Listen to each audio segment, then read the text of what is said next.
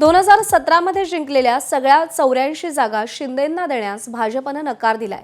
भाजपनं मात्र गेल्या वेळेच्या सगळ्या 82 जागा लढायचा निर्णय घेतल्याचं सूत्रांकडून कळतंय। 2017 साली मुंबई महापालिका निवडणुकीत शिवसेनेच्या वतीनं निवडून आलेल्या 84 जागांवरती एकनाथ शिंदेंच्या शिवसेनेकडून दावा करण्यात आलाय।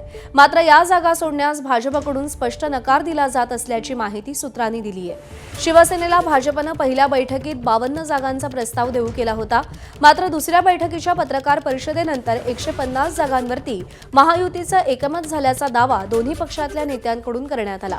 प्रामुख्याने यातील अधिक जागा या शिवसेना ठाकरे गटासमोरील असल्यानं नकार असल्याची माहिती मिळतेय। शिंदे आणि ठाकरे थेट लढत झाल्यास महायुतीचं नुकसान अधिक होईल।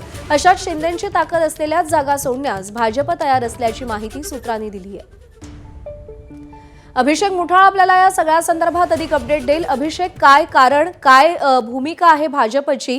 ज्या 84 जागा शिवसेनेनं लढलेल्या होत्या त्या आता पुन्हा शिवसेनेला देण्यास भाजप तयार का नाहीये?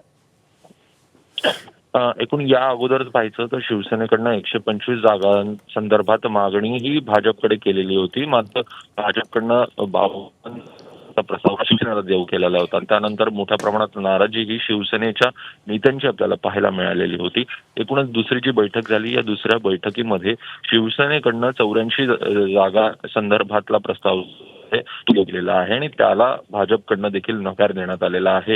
एकूणच शिंदे आणि ठाकरे या दोघांच्या संदर्भात थेट लढत आपल्याला होताना पाहायला मिळू शकते आणि त्यामुळे महायुतीचं कुठेतरी नुकसान होण्याची शक्यता आहे, अशा प्रकारे भाजपच्या नेत्यांकडनं सांगण्यात येत आहे। आणि त्यामुळेच एकूणच थेटपणे जर का लढत झाली तर त्यामध्ये मोठं नुकसान हे कुठेतरी होऊ शकतं आणि त्यामुळे ठीक आहे,